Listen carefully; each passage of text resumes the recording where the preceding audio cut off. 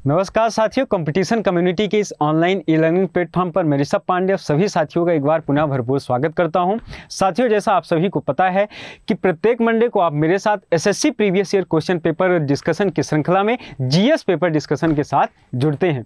तो साथियों, आप सभी का स्वागत है। इस सेशन को अपने दोस्तों तक भी शेयर करिए और ज़्यादा से ज़्यादा लोग इससे जुड़ें, ऐसी कोशिश हमारी भी है और आपकी भी होनी चाहिए। आपके साथी लोगों तक भी इस सेशन का लाभ पहुँचना चाहिए, फ़ायदा पहुँचना चाहिए। आज फ्रंट साइड आपके लिए नहीं है तो आपको बता देते हैं कि 24/11/2021 के अंतर्गत पेपर का डिस्कशन करने वाले हैं। तो आज हम देखेंगे कि 24 नवंबर 2021 के एसएससी जीडी के पेपर में जीएस को लेकर के कैसे क्वेश्चन आपसे पूछे गए थे। तो बिना देर करते हुए, बिना लेटर करते हुए आइए शुरू करते हैं। तो सबसे पहला प्रश्न आप देखिए कि पहला प्रश्न आपके लिए क्या पूछा गया है। कहा गया है कि जेट इंजन किस सिद्धांत पर कार्य करता है। साथियों, जेट इंजन किस सिद्धांत पर कार्य करता है? आपके ऑप्शन है वेग के संरक्षण, त्वरण के संरक्षण, कोणीय संवेग के संरक्षण और रैखिक संवेग के संरक्षण। जो इसका सही आंसर है, जो इसका राइट आंसर है, वो होगा ऑप्शन डी, रैखिक संवेग के संरक्षण, कंजर्वेशन ऑफ लाइनर मोमेंटम। साथियों, रैखिक संवेग के संरक्षण के सिद्धांत पर कार्य करता है ये जेट इंजन किस सिद्धांत पर कार्य करता है? तो जेट इंजन कहीं ना कहीं रॉकेट इंजन के सिद्धांत पर कार्य करता है और आधुनिक जो विमान हैं साथियों, वो सभी रॉकेट इंजन सिद्धांत पर ही कहीं ना कहीं काम करते हैं, जेट इंजन सिद्धांत पर काम करते हैं। अब ये रॉकेट सिद्धांत क्या है, जेट इंजन सिद्धांत क्या है? तो रॉकेट सिद्धांत आप समझ लीजिए, रॉकेट सिद्धांत और जेट सिद्धांत, जेट इंजन। हमने आपको क्या बताया? हमने आपको बताया कि आधुनिक जो विमान हैं वो कहीं ना कहीं जेट इंजन सिद्धांत पर ही काम करते हैं। रॉकेट सिद्धांत में साथियों होता क्या है कि रॉकेट में आप देखते हो कि ये अपना ईंधन स्वयं कैरी करके आगे बढ़ता है, ये अपने ईंधन स्वयं लेकर के आगे बढ़ता है। और जो जेट इंजन होता है, जेट इंजन सिद्धांत के अंतर्गत क्या होता है कि ये अपने आसपास की वायु से ही ईंधन निर्माण करने का काम करता है, एटमॉस्फेयर में उपस्थित वायु से ही अपना ईंधन का निर्माण करने का काम करता है। तो जेट इंजन किस सिद्धांत पर काम करता है? तो इसका सही आंसर होगा रैखिक संवेग के संरक्षण के सिद्धांत पर काम करता है। आइए नेक्स्ट क्वेश्चन देखते हैं। अगला प्रश्न आपके लिए क्या है? साथियों, अगला प्रश्न पूछा गया है, महान फुटबॉलर डिएगो माराडोना जिनकी मृत्यु नवंबर 2020 में हुई थी के नेतृत्व में उनके देश अर्जेंटीना ने में फीफा विश्व कप खिताब जीता था। आपसे यह पूछा जा रहा है कि मैराडोना के नेतृत्व में कब अर्जेंटीना ने क्या है फीफा वर्ल्ड कप जीता था, उसके बारे में क्वेश्चन पूछ रहा था। तो जो इसका सही आंसर है, जो इसका राइट आंसर है, वो होगा 1986। साथियों, इस क्वेश्चन के साथ साथ आप ये देखोगे अभी तक हमारी जो भी एसएससी को लेकर के जीएस का डिस्कशन हुआ, आप वहां देखोगे कि कई बार चाहे हॉकी को लेकर के हो, क्रिकेट को लेकर के हो, ऐसे क्वेश्चन पूछे जाते रहे हैं। तो आपको तैयार रहना है आगामी जो इवेंट हुए उन सभी के लिए। और हमारी बहुत सारी क्लासेस चल भी रही हैं, जैसे ओलंपिक, पैरा ओलंपिक, की सारी चीज़ों आप वहां भी जुड़ सकते हैं। बहरहाल यहाँ चर्चा करते हैं महान फुटबॉलर डिएगो माराडोना। साथियों, एक बहुत महान फुटबॉलर हुए हैं। तो सबसे पहले इसके साथ साथ आपके बहुत सारे फैक्ट क्वेश्चन में ही छुपे हुए हैं जो आगे आने वाले एग्जाम के लिए आपके हो सकता है महत्वपूर्ण हो। जैसे आपसे पूछ लिया जाएगा कि डिएगो माराडोना कहां के हैं, तो आपको क्या बताना है? अर्जेंटीना के हैं। ये इनके नेतृत्व में कब जीता गया? 1986 की हमने बात कर ली। अब साथियों वर्तमान की भी बात कर लेते हैं। हमने क्वेश्चन के हिसाब से तो पहले बात कर ली, लेकिन वर्तमान समय की भी बात कर लेते हैं। तो अभी अगर आप देखोगे जो 2022 में फीफा वर्ल्ड कप हुआ, क्या हुआ? फीफा जो हुआ उसको किसने जीता? तो साथियों उसको 36 सालों के बहुत अंतराल के बाद किसने जीता? अर्जेंटीना ने जीता। साथियों किसने जीता? अर्जेंटीना ने जीता। और अर्जेंटीना के कप्तान कौन थे? अर्जेंटीना की तरफ से लियोन मेसी। इनके नेतृत्व में किसने? अर्जेंटीना ने जीता। और किसको हराया? फ्रांस को हराया। साथियों फ्रांस इसमें उप विजेता रहा और किसको? 4-2 से फ्रांस को हराने का काम किया अर्जेंटीना ने। साथियों अर्जेंटीना के लियोन मेसी का बेहतर प्रदर्शन रहा, अच्छा खेला उन्होंने टूर्नामेंट में, तो उनको कौन सा पुरस्कार दिया गया? लियोन मेसी को दिया गया गोल्डन बॉल पुरस्कार। गोल्डन बॉल पुरस्कार। ये तो इनकी बात हो गई लियोन मेसी की। लेकिन साथियों फ्रांस की तरफ से एम्बाप्पे। साथियों फ्रांस की तरफ से एम्बाप्पे एम्बाप्पे का नाम आपने फीफा वर्ल्ड कप अगर देखा होगा तो बहुत चर्चाओं में रहा है। साथियों, इन्होंने फाइनल मैच में हैट्रिक ली और ओवरऑल सारे मैचों में इनके बेहतर प्रदर्शन के कारण इनको क्या दिया गया, इनको गोल्डन बूट का अवार्ड दिया गया। गोल्डन बूट का अवार्ड इनको दिया गया, किनको, एम्बाप्पे को, जो कि फ्रांस की तरफ से खेल रहे थे। तो साथियों, ये हमने वर्तमान समय की बात कर ली कि जो फीफा 2022 हुआ उसमें क्या स्थिति रही। तो 36 सालों के लंबे अंतराल के बाद अर्जेंटीना ने क्या है इसको जीता। उसके पहले 1986 में किसके, डियोगो माराडोना के नेतृत्व में इस टीम ने, अर्जेंटीना ने जीता था। तो ये हमने इसके बारे में बात कर ली। अब आगे बढ़ते हैं। अगला प्रश्न आपके लिए, अगला नेक्स्ट क्वेश्चन आपके लिए क्या है। तो साथियों, अगला प्रश्न क्या है, निम्नलिखित खिलाड़ियों में से कौन सा खिलाड़ी एक भारतीय पेशेवर टेनिस खिलाड़ी है। आपसे ये पूछा जा रहा है कि ये जो ऑप्शन दिए हुए हैं, ये जो खिलाड़ियों के नाम लिखे हुए हैं, इनमें से कौन टेनिस का खिलाड़ी है, कौन टेनिस खेलता है, उसके बारे में आपसे क्वेश्चन पूछा गया है। तो आपकी अगर स्पोर्ट में रुचि होगी, आपकी स्पोर्ट अगर आप देखते होंगे, पसंद करते होंगे, तो इनका सामान्य तौर पर सीधा सा आंसर आप दे पाएंगे। तो इसका सही आंसर क्या होगा, रोहन बोपन्ना।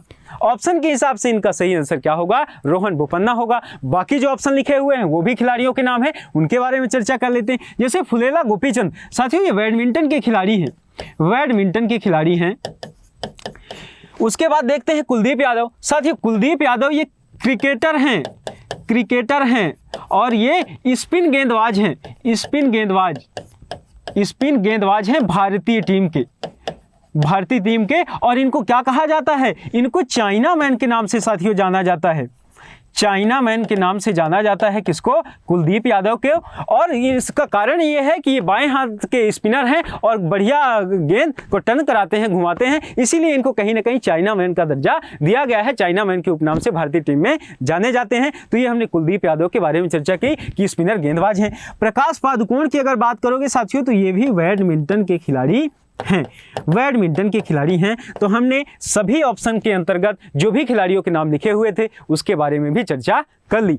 तो अब नेक्स्ट क्वेश्चन की ओर आगे बढ़ते हैं। अगला प्रश्न देखते हैं। अगला प्रश्न क्या है, आजामी लामू लोक नृत्य का संबंध निम्न में से किस राज्य से है। आजामी लामू का संबंध किस राज्य से है, ऐसा आपके एग्जाम में क्वेश्चन पूछा गया है। तो जो इसका सही आंसर है, जो इसका राइट आंसर है वो क्या होगा, वो होगा अरुणाचल प्रदेश।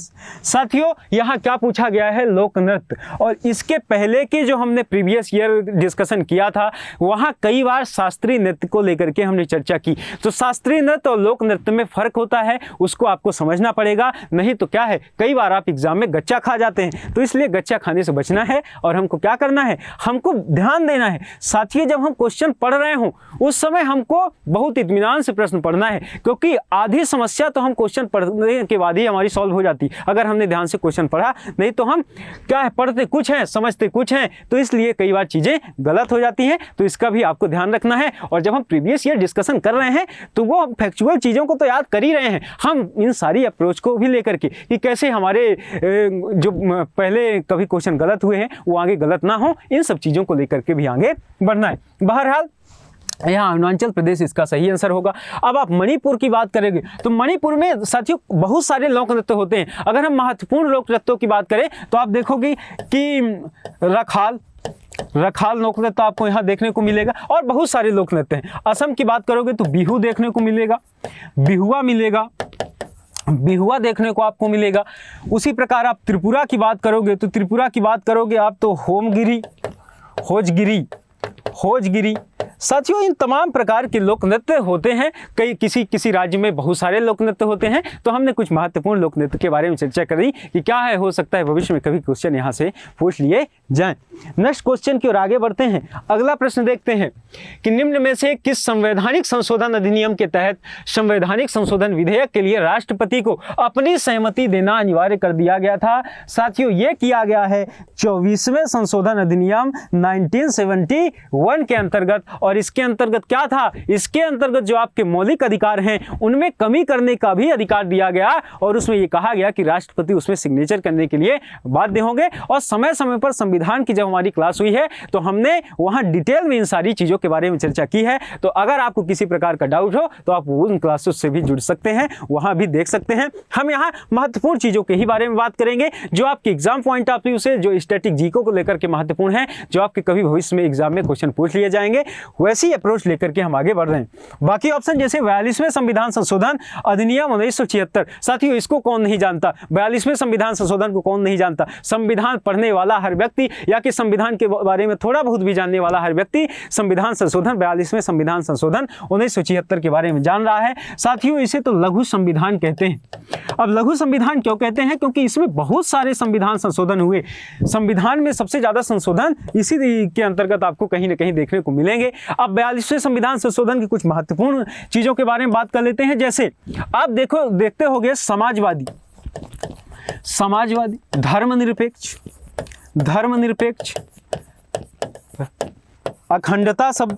अखंडता शब्द और ये शब्द सारे कहाँ हैं? ये हमारी प्रस्तावना में हैं। और ये कब जोड़े गए हैं? ये पहले नहीं थे, जब हमारा संविधान लागू हुआ उस समय ये नहीं थे। ये जोड़े गए 42वें संविधान संशोधन 1976 के द्वारा। इसी तरह आप देखोगे महत्वपूर्ण जो आपके मौलिक कर्तव्य हैं, जो भाग 4 का में हैं, भाग 4 का के अंतर्गत आपको देखने को मिलेंगे। क्या मौलिक कर्तव्य देखने को मिलेंगे? साथियों मैं सारी चीजें यहाँ लिखते जा रहा हूँ और मैं हमेशा कहता हूँ, आप ये कहोगे कि ये मास्टर जब भी पढ़ाता है तो यही कहता है नोट्स बनाते हुए चलो। साथियों क्या करें, नोट्स जरूरी है, आपके रिवीजन के लिए जरूरी है। तो मौलिक कर्तव्यों के बारे में बात की गई और उसको ऐड किया गया कब? 42वें संविधान संशोधन, जिसके अंतर्गत 10 मौलिक कर्तव्यों को, मौलिक अधिकारों की नहीं साथियों, मौलिक कर्तव्यों के बारे में हम बात कर रहे हैं। आप अंतर समझिएगा। मौलिक कर्तव्य 10 मौलिक कर्तव्य जोड़े गए 42वें संविधान संशोधन 1976 के द्वारा। उसके बाद एक, अब आप कहोगे कि मां साहब अभी तो 11 मौलिक कर्तव्य हैं, तो जो 11वां मौलिक कर्तव्य जोड़ा गया है वो जोड़ा गया है 86वें संविधान संशोधन के द्वारा। जो 11वें नंबर का है वो जोड़ा गया है 86वें संविधान संशोधन के द्वारा और 2002 में। तो ये जो कि शिक्षा के बारे में बात करता है, तो ये आपने 42वें संविधान संशोधन के बारे में देखा। अब नेक्स्ट की चर्चा कर लेते हैं, जैसे 100वां संविधान संशोधन। 100वां संविधान संशोधन जो कब हुआ? 2015 में हुआ। इसमें क्या बात की गई? इसमें बात की गई कि भारत और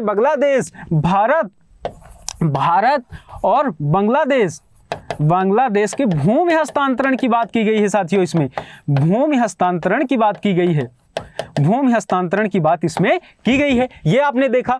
44वें संविधान संशोधन के बारे में अगर बात करें तो 44वें संविधान संशोधन के बारे में आप बात करोगे तो आप जानते हो, और कई बार यहां से क्वेश्चन पूछा गया है, आगे भी हो सकता है पूछ लिया जाए। इसमें संपत्ति का अधिकार, जो आपके साथियों मौलिक अधिकार थे जब आपका संविधान लागू हुआ था, तो संपत्ति का अधिकार भी आपके मौलिक अधिकार के अंतर्गत था। और उस समय 7 प्रकार के मौलिक अधिकार हमको प्राप्त थे, लेकिन वर्तमान समय में 6 ही हैं। और वो एक की कमी कहां हुई? तो वो इसी 44वें संविधान संशोधन के द्वारा कमी की गई। और वो कब हुआ? 1978 में हुआ। और उसमें संपत्ति के अधिकार को संवैधानिक अधिकार बना दिया गया था। तो ये संपत्ति के अधिकार को मौलिक अधिकार से हटाया गया। ये आपने देखा। साथियों कुछ हाल ही के संशोधन, जैसे 100वां संविधान संशोधन मैं आपको बता देता हूं, हालांकि इसके बारे में पहले चर्चा कर चुके हैं। जैसे 101वां संविधान संशोधन, आप वहां देखोगे जीएसटी की बात की गई। 102वां संविधान संशोधन, ओबीसी को संवैधानिक दर्जे की बात की गई है। उसी प्रकार 103वां संविधान संशोधन आप देखोगे तो ईडब्ल्यूएस इकोनॉमिक वीकर सेक्शन, आप जानते हैं आर्थिक रूप से जो सामान्य व्यक्ति हैं, कमजोर हैं, उनके बारे में उनको रिजर्वेशन की बात की गई है। उसी प्रकार 104वें संविधान संशोधन की बात करोगे तो एंग्लो इंडियन की सीट चाहे लोकसभा हो चाहे राज्य की विधानसभा सीटों में, उसको खत्म करके SC/ST की सीटों को एक्सटेंशन 10 वर्ष का किया गया। और उसके बाद 105वें संविधान संशोधन के बारे में अगर आप देखोगे तो वहां क्या कहा गया? वहां ये कहा गया कि जैसे ओबीसी वर्ग को, किसी भी जाति को ओबीसी वर्ग में शामिल करना है तो राज्य को भी अधिकार दे दिए गए हो, केंद्र शासित प्रदेशों को। तो इसके बारे में हम पहले बात कर चुके हैं, लेकिन मैं एक बार फिर आपको बता दिया ताकि आपका रिवीजन हो जाए। और अगर आप नोट्स बना रहे हैं तो उसमें आप क्या कर सकते हैं, वीडियो को पॉज करिए और उसमें नोट डाउन करिए।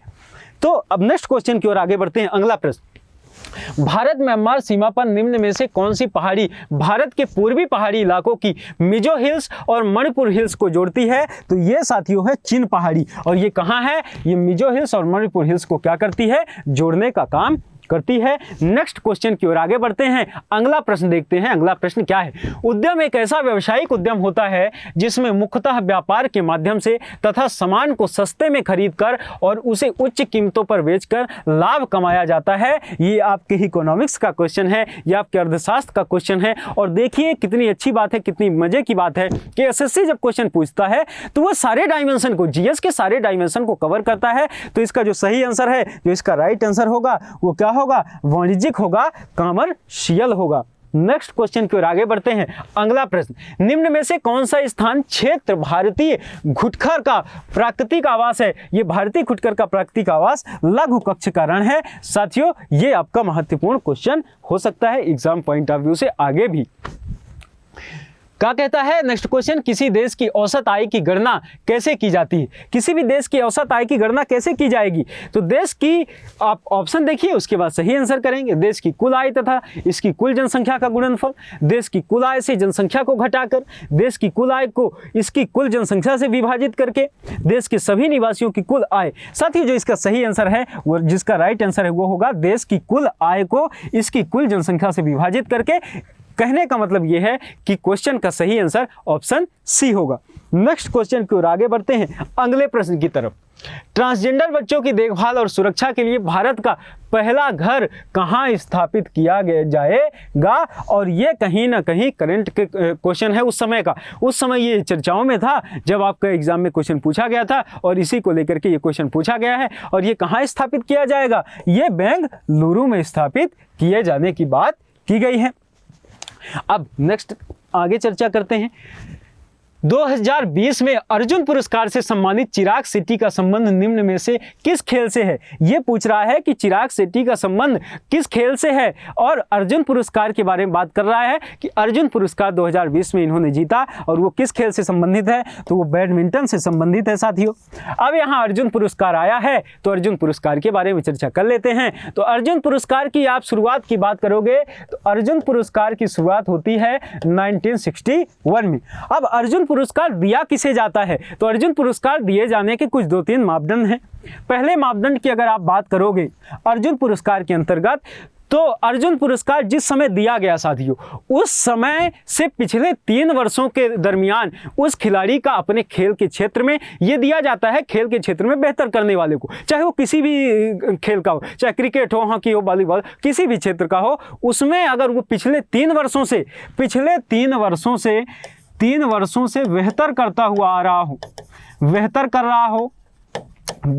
रहा हो, और दूसरी बात उस वर्ष भी इसने बेहतर किया हो, और साथ साथ इसने खेल भावना दिखाई हो। ऐसा नहीं कि केवल बेहतर खेल रहा है लेकिन खेल भावना नहीं दिखा रहा है अपने साथियों के साथ, खेल भावना दिखाई हो और अनुशासन में रहा हो, नियमों को माना हो बेहतर तरीके से, जो कि उस खेल के अंतर्गत नियम कानून हैं उनका भी पालन किया हो। उसको क्या दिया जाता है? अपने खेल में बेहतर किया हो, पिछले 3 वर्ष में अच्छा किया हो, अनुशासन में रहा हो, खेल भावना दर्शाई हो, उसको दिया जाता है। और इसमें क्या दिया जाता है? इसमें 15 लाख रुपए की क्या राशि दी जाती है साथियों अर्जुन पुरस्कार के अंतर्गत। अब अर्जुन पुरस्कार की हमने बात करी, तो अब हम चर्चा कर लेते हैं और भी चीज़ों के बारे में, और भी जो हमारे पुरस्कार हैं। जैसे आप राजीव गांधी पुरस्कार की बात करोगे तो राजीव गांधी पुरस्कार की बात कर लेते हैं। राजीव गांधी ये खेल के क्षेत्र में दिया जाने वाला सबसे बड़ा पुरस्कार है साथियों। हालांकि इसका नाम पहले क्या था? इसका नाम साथियों राजीव गांधी था, लेकिन क्या कर दिया? मेजर ध्यानचंद खेल रत्न पुरस्कार कर दिया। और ये किसने कर दिया? इसकी शुरुआत 1991-92 के दरमियान होती है, तब नाम इसका राजीव गांधी खेल पुरस्कार था। उसके बाद 2021 में इसका नाम किसने? हमारे मोदी जी ने इसका नाम बदल करके मेजर ध्यानचंद खेल रत्न पुरस्कार कर दिया।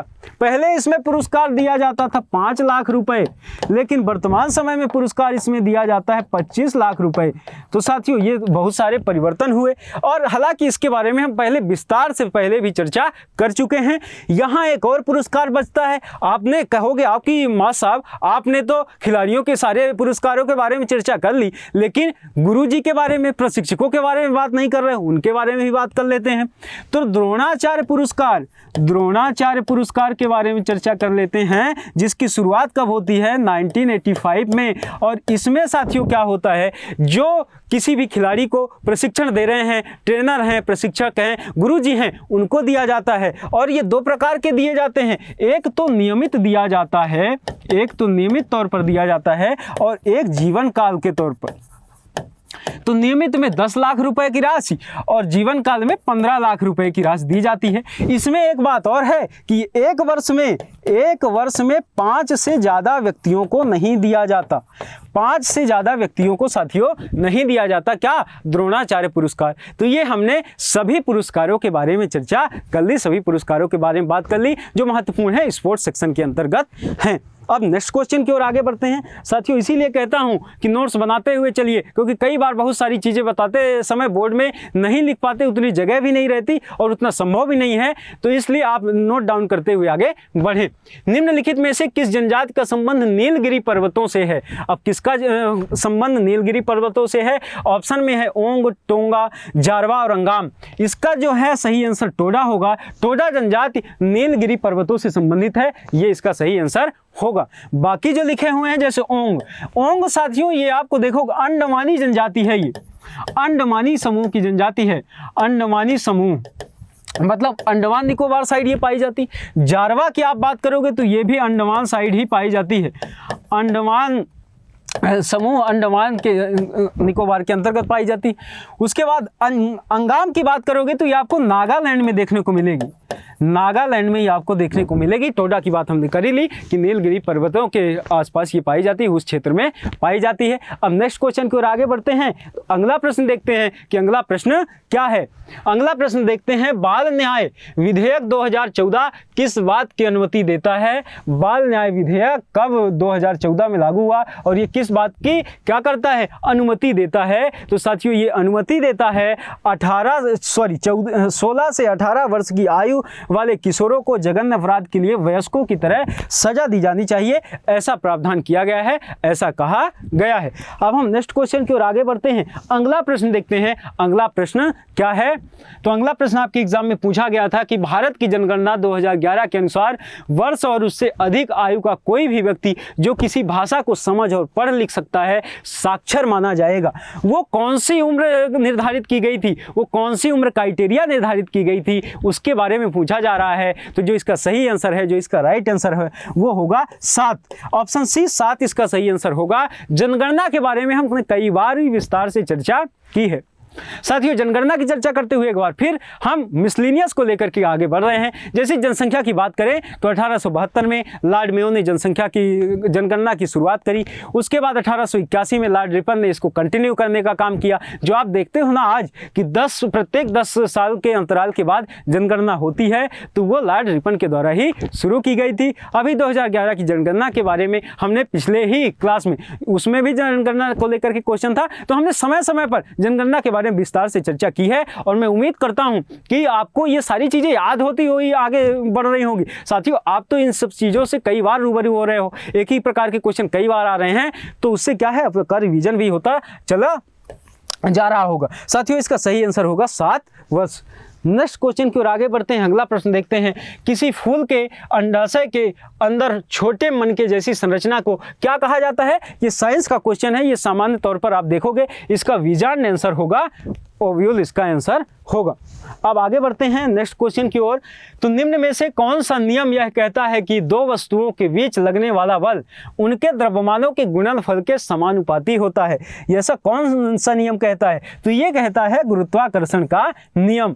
जो इसका सही आंसर है, ये भी आपका साइंस का क्वेश्चन है और इसका सही आंसर होगा गुरुत्वाकर्षण का नियम। तो गुरुत्वाकर्षण के नियम के, गुरुत्वाकर्षण क्या है आप जानते हो, बचपन से आप पढ़ते आ रहे हो गुरुत्वाकर्षण के बारे में कि कोई भी चीज़ अगर उछाली जाती है तो वो अगर वापस जमीन में आकर गिरती है तो वो क्यों गिरती है। और आपने सुना होगा कि सेब का फल ऊपर ना गिर के नीचे गिरा, उससे के बाद गुरुत्वाकर्षण की बल की जानकारी मिली, शुरुआत हुई इन तमाम चीज़ों के बारे में। तो वही है गुरुत्वाकर्षण का नियम के बारे में। ये सही आंसर क्या होगा? गुरुत्वाकर्षण का नियम। अब संवेग का नियम क्या कहलाता है? तो संवेग का नियम साथियों क्या कहलाता है? तो संवेग का नियम दरअसल ये है कि संवेग परिवर्तन क्या होता है? संवेग परिवर्तन की अगर आप बात करोगे, संवेग परिवर्तन ये लगने वाले बल के बराबर होता है, बराबर होता है, मतलब संवेग में परिवर्तन उतना ही होगा जितना बल उसमें लगाया जाएगा। तो ये संवेग परिवर्तन का नियम। गति का नियम क्या है साथियों? गति का नियम, तो गति के 3 नियम हैं। गति के 3 नियम कौन कौन से हैं? एक तो सबसे पहला आप देखोगे कि जड़त्व का नियम, जड़त्व का नियम, संवेग का नियम और क्रिया प्रतिक्रिया का नियम, क्रिया प्रतिक्रिया का नियम, क्रिया प्रतिक्रिया का नियम। अब नेक्स्ट क्या है? जड़त्व का नियम। तो जड़त्व का नियम क्या है? तो जड़त्व का नियम न्यूटन का प्रथम नियम साथियों, आप याद करें न्यूटन का प्रथम नियम, न्यूटन का प्रथम नियम, प्रथम नियम ये क्या कहता है? ये कहता है कि मान लीजिए कोई वस्तु स्थिर है तो उसमें जब तक बाह्य बल आरोपित नहीं करेंगे तो वो स्थिर रहेगी। कोई वस्तु चलायमान है, गतिमान है, तो जब तक उसमें असंतुलित बल नहीं लगाएंगे तो वो क्या होगा? गतिमान रहेगी। ये जड़त्व के नियम के बारे में बात की गई है। तो हमने सभी नियम के बारे में चर्चा कर ली। संवेग, गुरुत्वाकर्षण, गति का नियम, जड़त्व का नियम, इन सब के बारे में हमने बात कर ली। अब हम आगे बढ़ते हैं। नेक्स्ट क्वेश्चन क्या है, अगला प्रश्न क्या है, उसके बारे में चर्चा करेंगे। अगला प्रश्न देखिए क्या है। नवंबर 2020 में भारत, जापान और अमेरिका के बीच आयोजित त्रिपक्षीय सैन्य अभ्यास का नाम क्या था?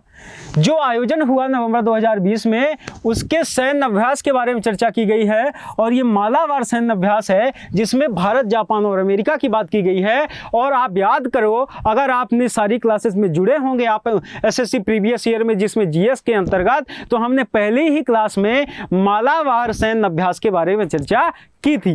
तो मालाबार सैन्य अभ्यास के बारे में तो आपको विस्तार से पता होगा, पता नहीं है तो बार बार चर्चा करना संभव ही नहीं है साथियों। आप पहले वीडियो में जाइए, आपको प्लेलिस्ट में ये सारे वीडियोस मिल जाएंगे, वहां एक बार पुनः देखिए मालाबार सैन्य अभ्यास के बारे में। वहां हमने डिटेल में सारी चीजें चर्चा की है कि इसकी शुरुआत कब होती है, कौन सा देश कब शामिल होता है, तमाम बातों के बारे में चर्चा की जा चुकी है। इसका सही आंसर क्या होगा? मालाबार।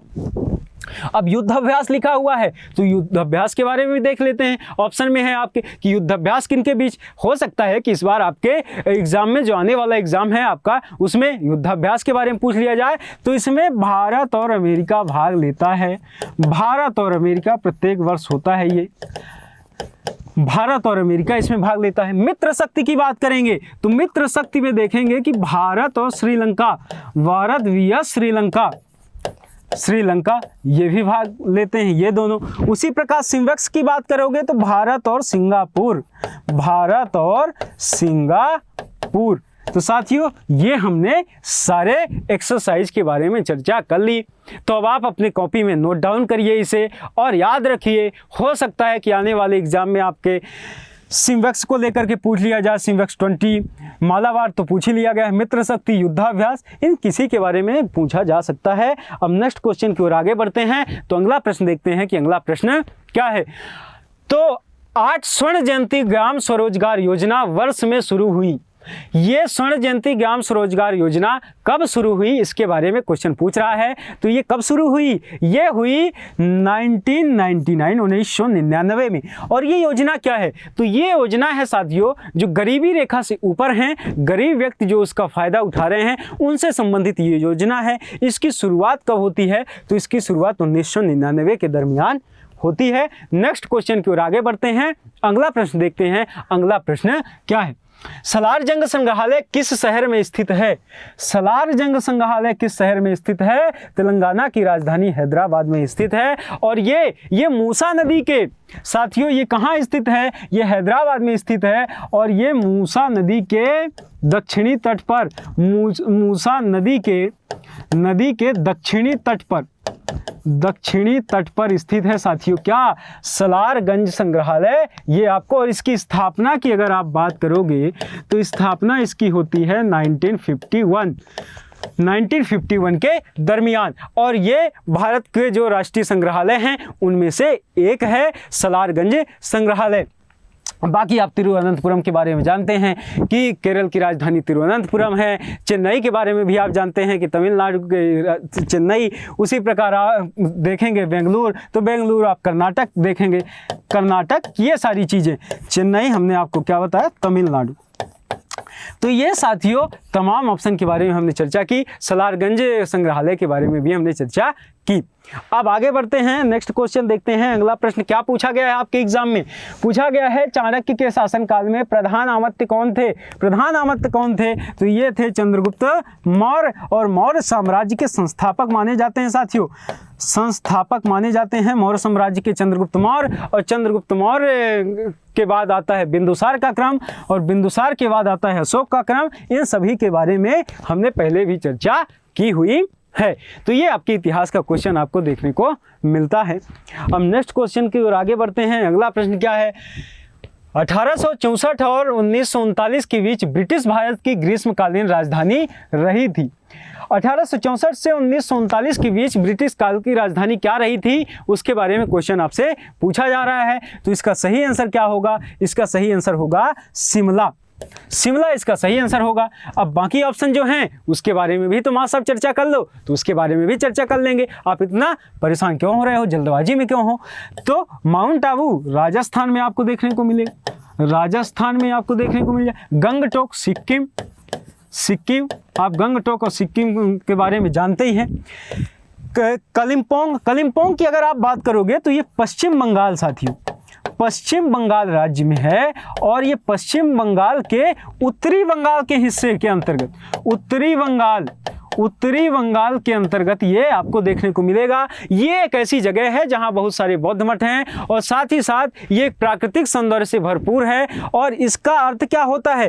कपिलों का अर्थ होता है रिज, और रिज से तात्पर्य क्या होता है? खेलने वाला स्थान, जहां खेला जा सके, मनोरंजन की चीजें हैं, अच्छा प्राकृतिक वातावरण है, ये सारी चीजें आपको देखने को मिलेगी। हमने सारी की स्थितियों की बात कर ली। माउंट आबू राजस्थान, गंगटोक सिक्किम, शिमला राजधानी थी, इसके बारे में हमने चर्चा करी। कपिलोंग की हमने बात की कि ये पश्चिम बंगाल राज्य के उत्तरी बंगाल के हिस्से में है, और इसके बारे में हमने बात करी कि ये फेमस प्रसिद्ध इसलिए है कि ये अच्छा प्राकृतिक सौंदर्य वाला जगह है। और यहाँ आप देखोगे कि क्या होता है, स्वर्णिम है, और यहाँ बौद्ध मठ बहुत सारे हैं, बौद्ध स्तूप हैं। इन सब के बारे में हमने चर्चा की। अब आगे बढ़ते हैं नेक्स्ट क्वेश्चन की ओर कि निम्न में से किन देशों ने नवंबर 2020 में Atal Innovation Mission serious innovation programme 3.0 की शुरुआत की? और जो इसका सही आंसर है, जो इसका राइट आंसर है, वो भारत और रूस होगा। तो साथियों इन सब चीज़ों को आपको याद रखना है। कई बार previous year question paper as it is repeat भी हो जाते हैं, तो आपको उनके बारे में भी याद रखना है। अक्टूबर 2020 में निम्नलिखित में से किसे इंडिया पोस्ट पेमेंट्स बैंक के प्रबंधक निदेशक और मुख्य कार्यकारी अधिकारी के रूप में नियुक्त किया गया था? तो यह नियुक्त किया गया था जे वेंकट रामू जी को। किसको नियुक्त किया गया था? ये जे वेंकट रामू जी को नियुक्त किया गया था। आगे बढ़िए नेक्स्ट क्वेश्चन की ओर। धन जुटाने और भारतीय कंपनियों को उधार देने के लिए अंतर्राष्ट्रीय वित्तीय, इसको ऐसा आप कर लीजिएगा, अंतर्राष्ट्रीय वित्तीय संस्थानों द्वारा बांड भारत के बाहर वैश्विक पूंजी बाजारों में निर्गत किए जाते हैं। और ये क्या होगा? इसका क्या होगा? मसाला। और साथियों मसाला के बारे में आप जानते हैं कि भारत मसालों के उत्पादन में समृद्ध रहा है, और प्राचीन समय से, न केवल आज, प्राचीन समय से, और कहीं ना कहीं भारत की अगर आप इतिहास देखो तो भारत की गुलामी, क्योंकि मसालों का व्यापार करने ही ब्रिटिश लोग आए, मतलब मसालों की अच्छी खासी पैदावार हमेशा से हमारे देश में रही है। नेक्स्ट क्वेश्चन आगे बढ़ते हैं। तो निम्नलिखित में से किसे साहित्य के लिए 2020 के नोबेल पुरस्कारों से सम्मानित किया गया था? ये किसे सम्मानित किया गया था 2020 में? तो लुईस ग्लुक को सम्मानित किया गया था। किससे? साहित्य के नोबेल से। अब साहित्य के नोबेल की बात आई है तो नोबेल पुरस्कार के बारे में भी चर्चा कर लेते हैं, क्योंकि हमारी कोशिश ये है कि आपको जब भी क्वेश्चन कराए जाएं तो ज़्यादा से ज़्यादा फैक्ट कवर किए जाएं, आपके रिवीजन के हिसाब से आपका रिवीजन भी होता चले। अब हम किसके बारे में बात करें? नोबेल पुरस्कार के बारे में बात करें साथियों। तो नोबेल पुरस्कार की शुरुआत की बात कर लेते हैं। नोबेल पुरस्कार की शुरुआत, तो इसको एक मिनट, ये अब हम इसके बारे में क्या चर्चा करते हैं? नोबेल पुरस्कार के शुरुआत के बारे में देख लेते हैं। शुरुआत हमारी कोशिश है कि बेहतर तरीके से लिखा जाए ताकि आपको चीज़ें बेहतर तरीके से समझ में आए। 1901 में इसकी शुरुआत हुई। अब इसकी शुरुआत कहाँ से होती है, किसने किया? तो शुरुआत का श्रेय आपको किसको जाता है? अल्फ्रेड नोबेल जी को। शुरुआत का श्रेय किसे जाता है? अल्फ्रेड नोबेल जी को। अल्फ्रेड नोबेल जी को ये कौन थे? तो ये साथियों स्वीडिश वैज्ञानिक थे, स्वीडिश वैज्ञानिक थे और ये केमिकल इंजीनियर भी रहे हैं, स्वीडिश वैज्ञानिक थे। और साथियों ये कहाँ से इसकी शुरुआत हुई थी? स्वीडन से, स्वीडन से। तो ये आपने क्या देखा कि नोबेल पुरस्कार की शुरुआत 1901 में होती है। शुरुआत करने वाले कौन थे? अल्फ्रेड नोबेल जी हैं। और अल्फ्रेड नोबेल जी दरअसल साथियों हुआ क्या, इनने अच्छा काम किया अपने क्षेत्र में। उसके बाद जब ये चले गए, इनकी वसीयत पड़ी गई, तो उनने ये घोषणा की थी कि मेरे जाने के बाद जो भी हमने चीज़ें प्राप्त की हैं, संपत्ति इकट्ठा की है, उसको जो बेहतर कर रहा है उनको देना जरूरी है। साथियों कितने क्षेत्रों में दिया जाता है? स्वीडिश वैज्ञानिक ये स्वीडन के थे। और इनके साथ एक और महत्वपूर्ण फैक्ट जुड़ता है, और वो क्या है? वो है कि डायनामाइट की खोज का श्रेय, डायनामाइट की खोज का श्रेय किसको? इन्हीं को जाता है। ये कितने क्षेत्रों में दिया जाता है? तो ये मैंने आपको बताया कि ये 5 क्षेत्रों में दिया जाता था। 5 क्षेत्रों में दिया जाता था मतलब माँ साहब, तो कहने का मतलब कि अभी वर्तमान समय में 6 क्षेत्रों में दिया जाता है। और जो 6वां क्षेत्र जुड़ा, वो जुड़ा 1969 में, और वो जुड़ा अर्थशास्त्र के क्षेत्र में। तब से दिया जाने लगा। आपके एग्जाम में क्वेश्चन पूछा जाता है कि अर्थशास्त्र का नोबेल कब से शुरुआत हुई, इस क्षेत्र में कब से दिया जाने लगा? तो 1969 में दिया जाने लगा। तो ये तो हमने बात कर ली नोबेल पुरस्कार की शुरुआत और उन सारी चीज़ों के बारे में। अब हम देख लेते हैं कि भारत में पहली बार किसको मिला। तो भारत में पहली बार किसको मिला? तो भारत में पहली बार रविन्द्रनाथ टैगोर जी को मिला। गीतांजलि नामक उनके संग्रह के लिए क्या दिया गया? उनको नोबेल पुरस्कार दिया गया था। तो ये सारी चीज़ों के बारे में हमने चर्चा कर ली। अब आप ये कहोगे कि माँ साहब इन सब के बारे में तो हमने चर्चा कर ली, लेकिन साहित्य का पुरस्कार ये किसे दिया गया 2022 में? तो ये एनी कॉर्नी जी को, एनी